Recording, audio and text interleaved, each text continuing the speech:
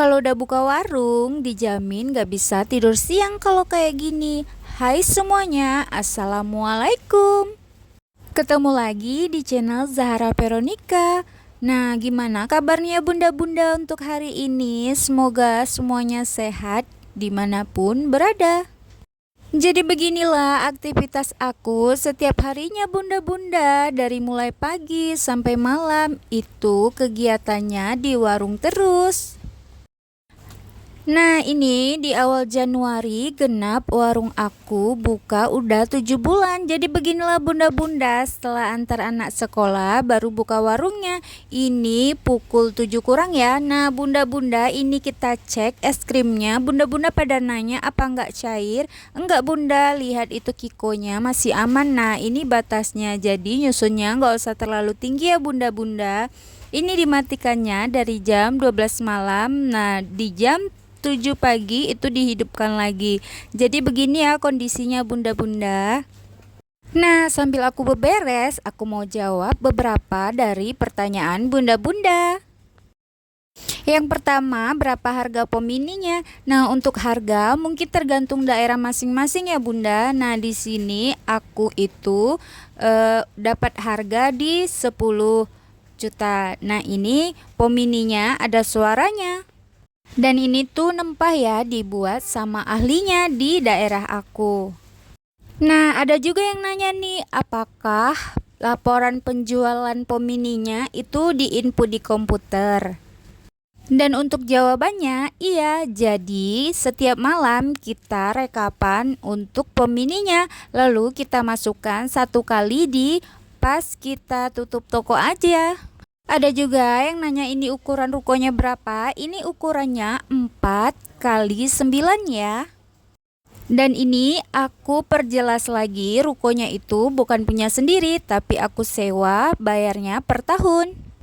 Nah, masih banyak lagi pertanyaan yang belum aku jawab bunda-bunda. Mohon maaf ya kalau pertanyaannya ke skip. Jadi sambil nyaksiin aku jualan, nah aku kasih cerita dikit nih bunda-bunda.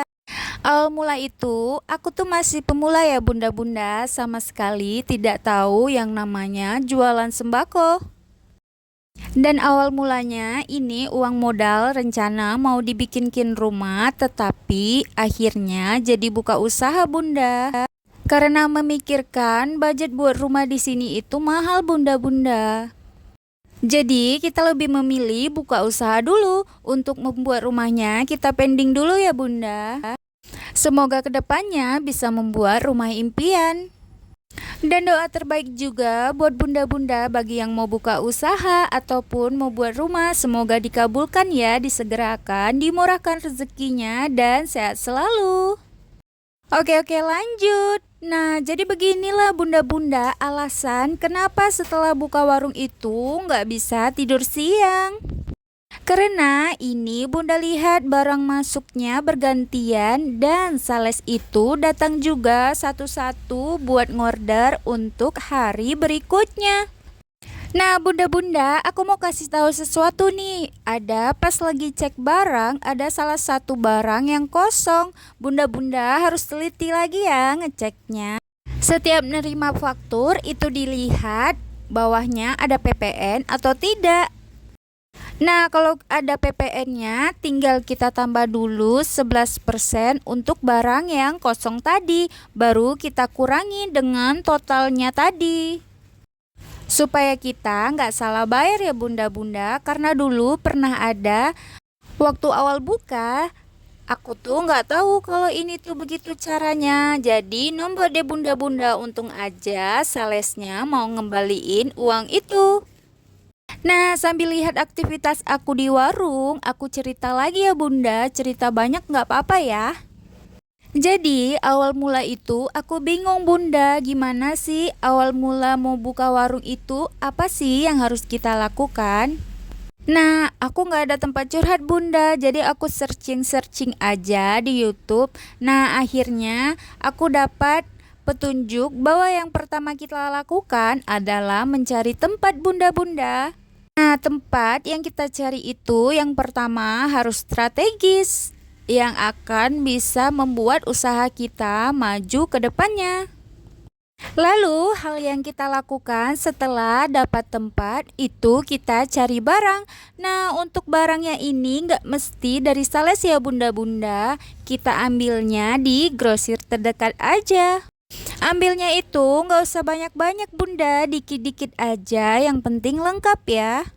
Karena setelah buka warung itu bakalan banyak sales yang berdatangan ke toko kita. Dan untuk harga terkadang ada yang lebih murah di grosir dan ada juga yang lebih murah di sales ya.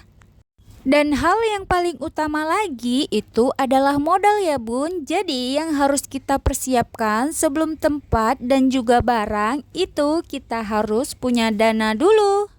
Dan untuk budgetnya bisa kita sesuaikan dengan kemampuan kita masing-masing ya bunda-bunda. Jadi beginilah cerita aku hari ini bunda-bunda. Udah dulu ya. Assalamualaikum.